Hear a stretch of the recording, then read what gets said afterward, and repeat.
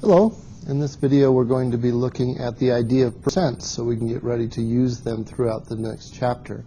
We're going to look at what they are, how to switch between different kinds of numbers like percents and decimals and fractions.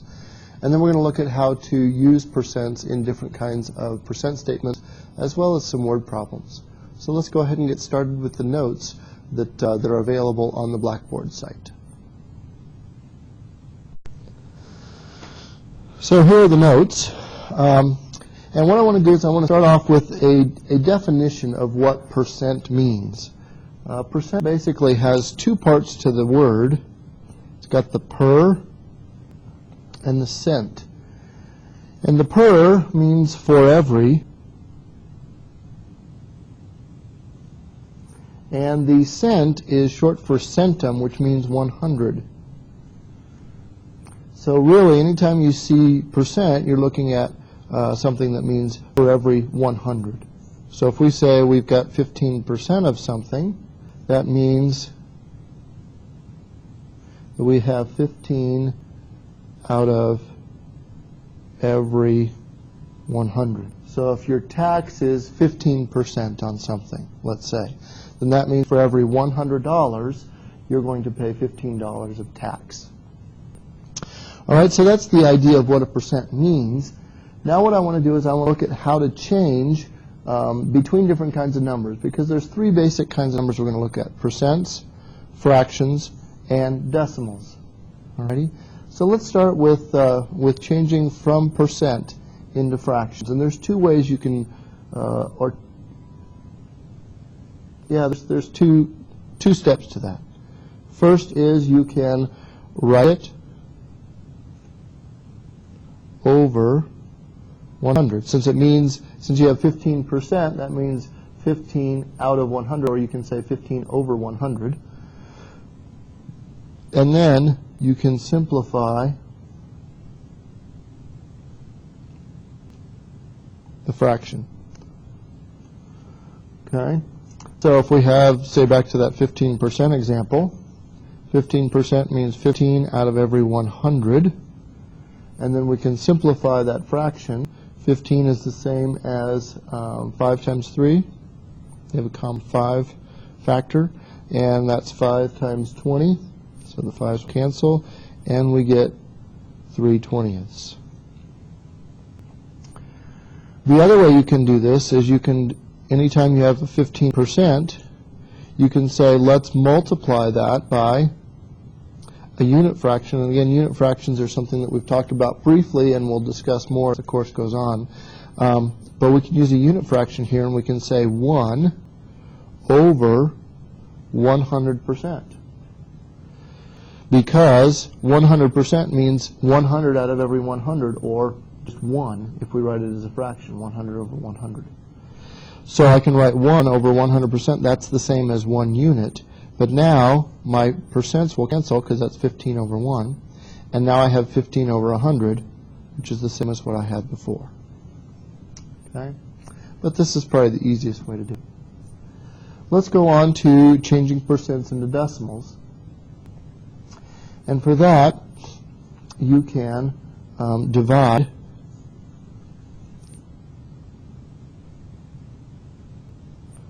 by 100%.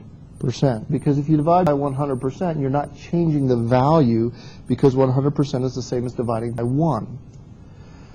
All right? So let's say I have 15% again, and I want to change that into a decimal.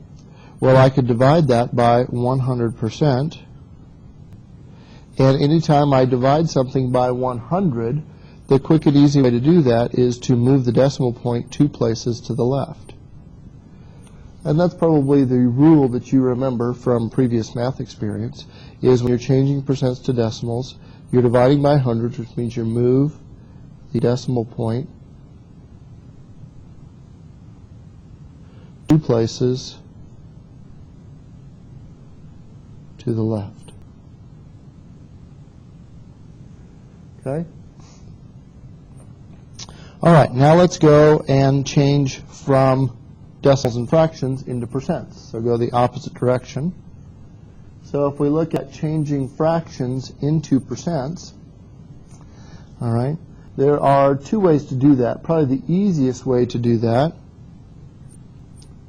would be to say, okay, if I have a fraction like 3/8, I want to change that into a percent, and I know that the percent is going to be some number out of 100. And I can set up a proportion here that allows me to find my missing percentage. So if you remember how to solve proportions from previous math experience, you're going to set your cross products equal to each other.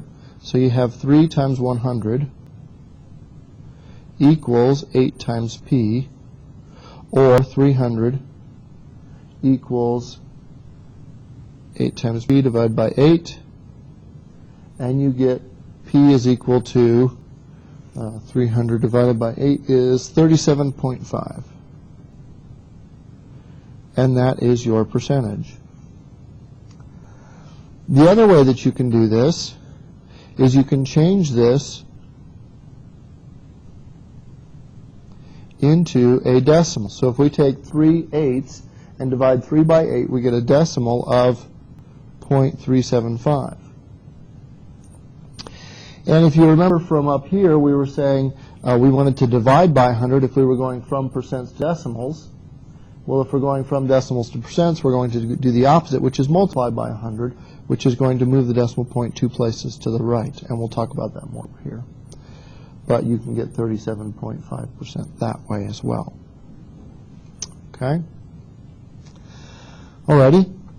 Now let's look at it over here for changing decimals to percents. And it's just the opposite of what we were doing above. Now we want to multiply by 100. And I usually like to throw the percent on there because it kind of shows me that I'm not changing the value. All I'm doing is changing the number. Alrighty? And we remember that if we're multiplying by 100, the quick way of doing that is to move the decimal point 2 places to the right. Okay, we're multiplying by 100, so we're going to get a bigger number, so we want to move the decimal plate to the right. If we're dividing by 100, we're getting a smaller number, so we're moving the decimal place to the left.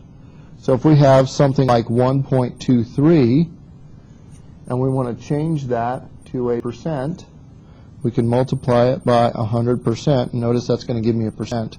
And to multiply by 100, I move the decimal point 2 places to the left, which gives me 123%.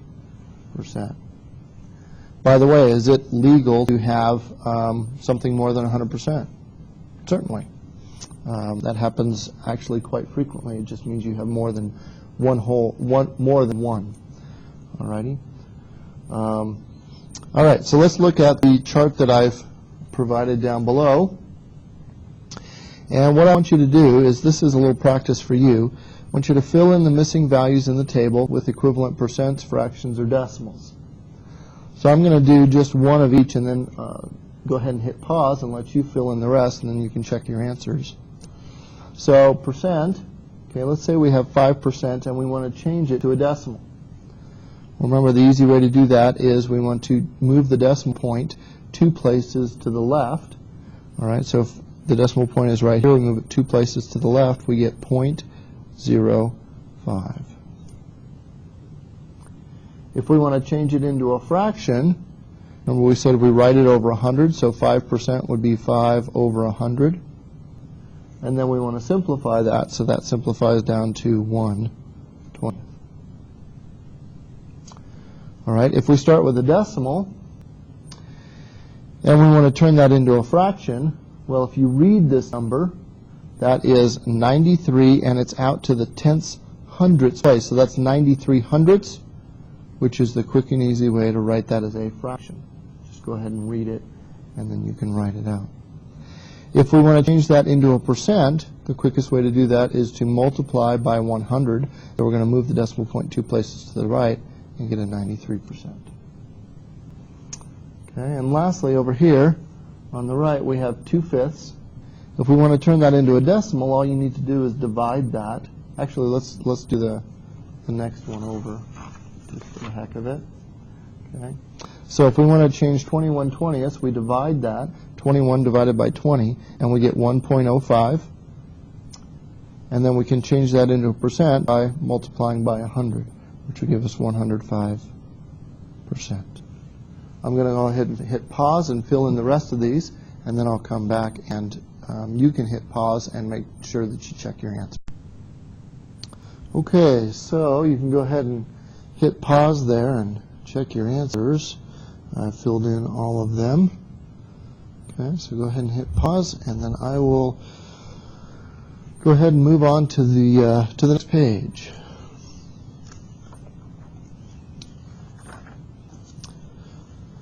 So on the next page here, what I want to look at is I want to look at the idea of percent statement problems. And we're going to look at two ways of dealing with percent statement problems. The first way we're going to look at is the idea of equations, and the second way is the idea of proportions. For equations, what we're going to do is we're going to use three principles. The first is that is means equal. The second is that of means multiply. And the third is that we have to use decimals instead of percent. All right, so let me show you what I mean on this first problem here. And this is a typical percent statement problem. I want to know what is 35% of 140. So if I'm using the equation, what I'm doing is I'm saying I've got some unknown. So the unknown I'm going to replace with an x. Then I've got the word is, and I know is means equal, so some number is equal to 35%, but instead of using the percent, I'm going to use a decimal equivalent, so I need to change 35% into 0.35. 35% of, it's going to mean multiplication, so times 140. And then I'm going to go ahead and multiply that out, 0.35 times 140, and I get 49. Okay, so that's how I would use the idea of an equation for doing this problem. Now for proportions, what I'm going to do is I'm going to set up a proportion, and it's going to have the form A over B equals P over 100. Or you will also see that written as is over of equals percent over 100. However it's helpful for you to think of that as fine. This is what's known as the base, and that's what's known as the amount. So this is the, instead of out of 100, you're saying I want to know what it is out of this number. So if we look back to our problem over here, we have what is 35% of 140. So notice I know the 35%. I know what the new out of number is, and that's going to be my base. So this thing over here says whatever follows the of is going to be your base. This means whatever's on the other side of is going to be your amount. So my base is going to be 140. And my unknown number is the number on the other side of the is, or the amount. Now that I've got a proportion, I can go ahead and set up my cross products to solve that. So 100x equals 35 times 140. All right. And then I divide both sides by 100. And 35 times 140 divided by 100 comes out to be 49. So either way works fine. I'm going to show both ways on all these three problems that I've got listed here. And then you can pick whatever one you're most comfortable with. So the next one says 50 is 15% of what number? Alrighty. So I'm going to, if I use equation, I'm going to have 50 is means equals. 15%, going to change that to a decimal, of, it's going to be my multiplication, and then I have what number, which is my unknown. So to solve this linear equation, I just divide both sides by 0.15. And I get x equals 333.33 repeating, or 333 1/3 if you want to say it that way. If I set it up as a proportion, I know my percentage is 15. I don't know what it's a percent of, so I don't know my new base. That's my unknown. And I do know that it's 50 out of that. So again, I'm going to set the cross products equal to each other. 50 times 100 equals 15 times x. Divide both sides by 15, and I'll get the same answer that I got over here. Okay. Now for the last one, if I do it with an equation, I get 240 is what percent, that's my unknown, times 130. Divide both sides by 130. I get x is, and I'm going to round this off, about 1.846. Now, remember, anytime we're doing the equation, we're always using decimals instead of percents. So that means if we get an answer, our answer is going to be a decimal as well, and we need to turn that into a percent. So I multiply that by 100, and I get about 184.6%. The nice thing about the proportion is we don't have to worry about that. Let me show you what I mean. If we set this up, okay, I don't know my percent out of 100. But I do know it's out of my new base, which is 130 instead of 100, and I have 240. So if I cross multiply,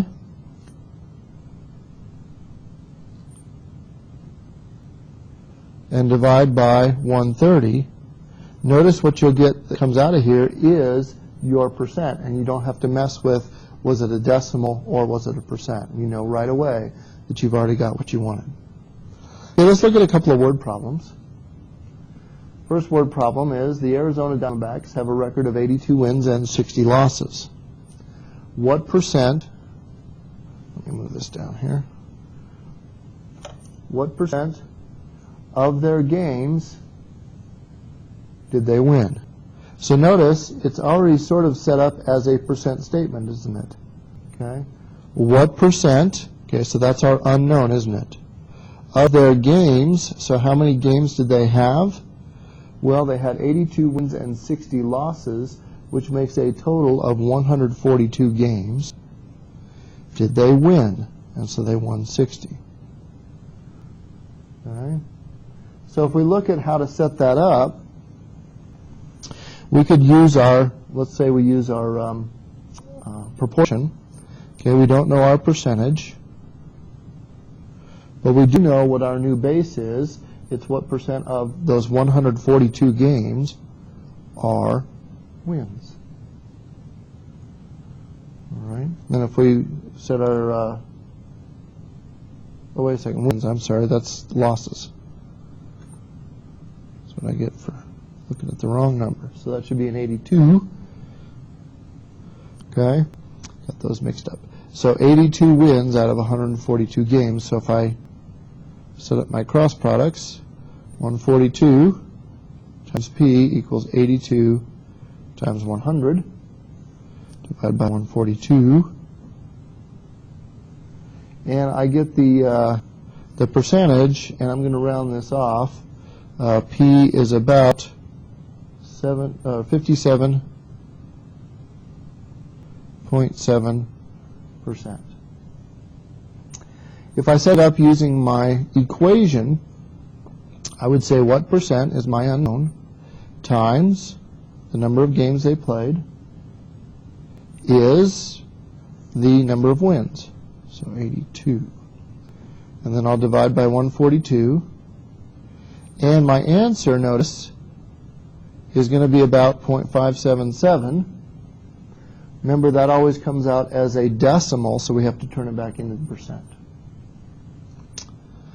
Alrighty, let's go to the next problem here. Do it this way. There were 8,387 new AIDS cases reported among 20 to 29-year-olds in 1995.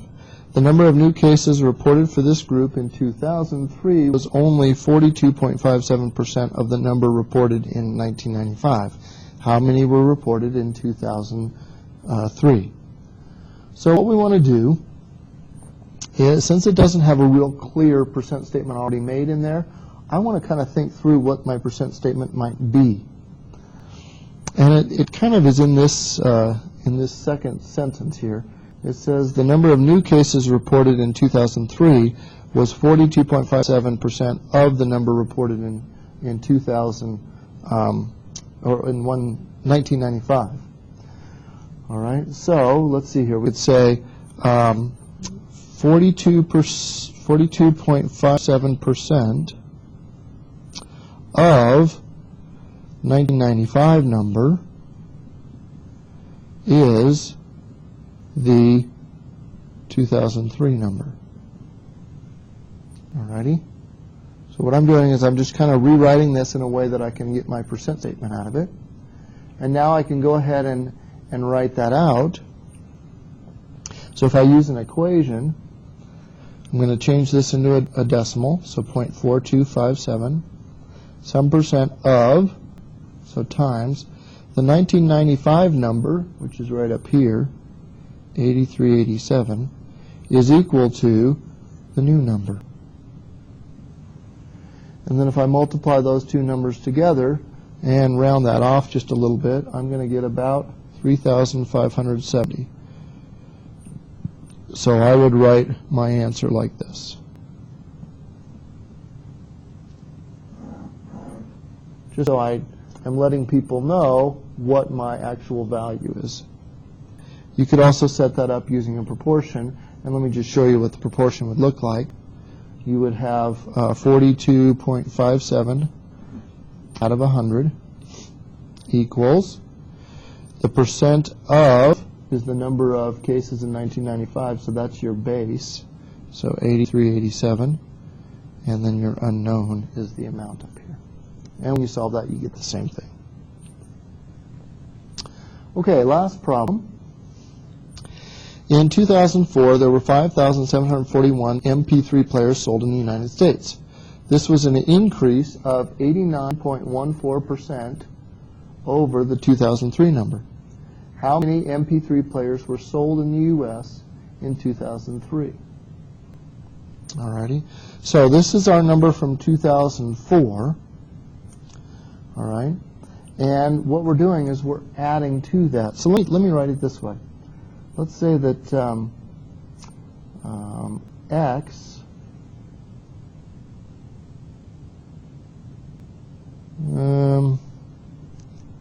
let's say that X is what we don't know, which is the number that are sold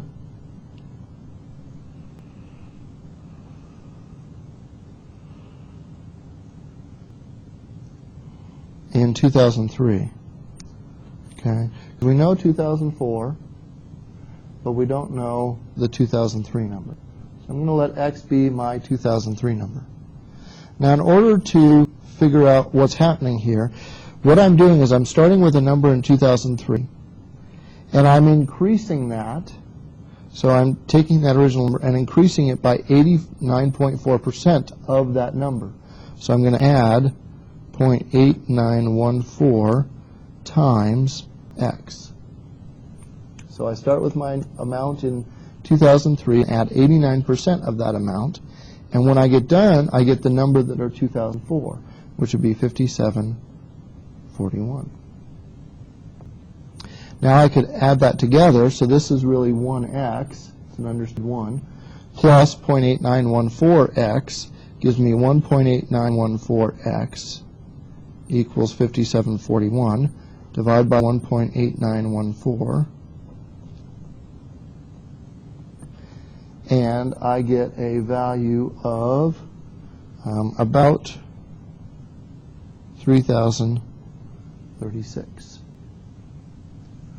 So about 3,036 MP3s in 2003